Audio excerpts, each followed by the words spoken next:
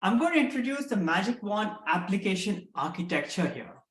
Now, as you may recall, as with any other application, there are two major components, right? There is the initialization phase, followed by the main loop. And the main loop has many different components, and we'll talk about that soon.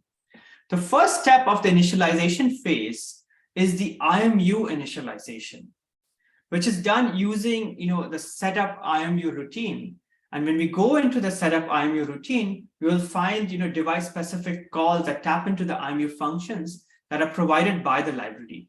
As we're using the integrated IMU on the BLE board, we can actually use the built-in IMU driver. If you're using an external IMU, you will have to use the appropriate driver.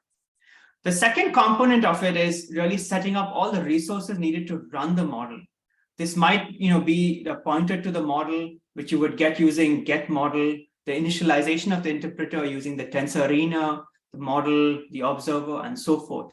I trust you know how to do all of these things because we have talked about them a lot in the keyword spotting application as well as the visual wake words application. After we are inside the pre-processing part of the main loop, where we start off with the IMU provider, whose job is to get the data from the gyroscope and the accelerometer and be able to process that data. There are function calls that are readily available that allow you to read the data from the gyroscope and the accelerometer. So as long as data is available from the IMU, you're going to go ahead and process that data. If you remember, I said that the gyroscope ends up having a little bit of drift. So we have to compensate for that drift. And that's what this function estimate gyroscope drift is really doing. And we have to determine the IMU is not moving, using the accelerometer, and we can estimate the drift of the gyroscope, and then we can account for that subsequently. Next, we want to integrate the gyroscope's incremental angular changes that are coming in over time, because that's going to really give us the part of the gesture in the spherical coordinate system. And that's what this function, update orientation is doing. It's trying to continuously capture the part that's coming in. And now we effectively want to project that inside of this, what's inside of this physical system into a two-dimensional plane. And if you remember why we're doing this, well, that's because it's much easier for us to be able to understand a 2D gesture versus a complex, 3D gesture. And therefore, update stroke is going to be doing that flat mapping. Then comes the process of actually processing the accelerometer data. We want to estimate the direction of the gravity so we can actually control, the role of the sensor in the gyroscope readings. Now, remember, everyone is going to be holding the wand in a certain angular momentum, which means that, you have to be able to normalize for that effect. For example, you might be holding the wand like this, and I might be holding the wand like this. However, the gesture that we are performing is the exact same thing.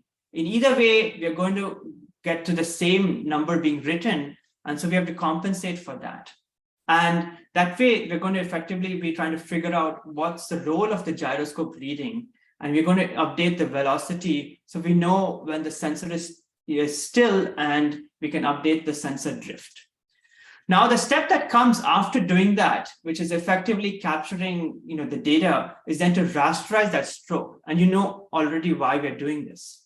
And because it's easy for us to feed something that's rasterized into an image into a convolutional neural network, well, this is where the function that helps us do that, which is a rasterized stroke. And the next part, after we have done all this pre-processing, is then to hand over that rasterized image directly to a convolutional neural network.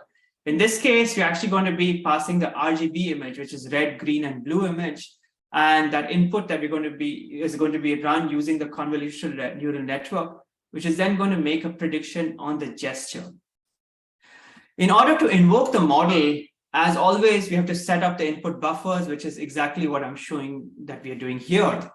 And following that, we simply get the output of the neural network to see what is determined as the actual gesture. And in terms of processing the output, we simply actuate LEDs, and we can also print to the output to the screen, or if there's something else you want to be able to do, depending on your interest, after you have recognized the gesture. Now, and with all that's there that we have seen so far, that's the overall architecture. We've gone from understanding how to initialize a code to actually post-processing them.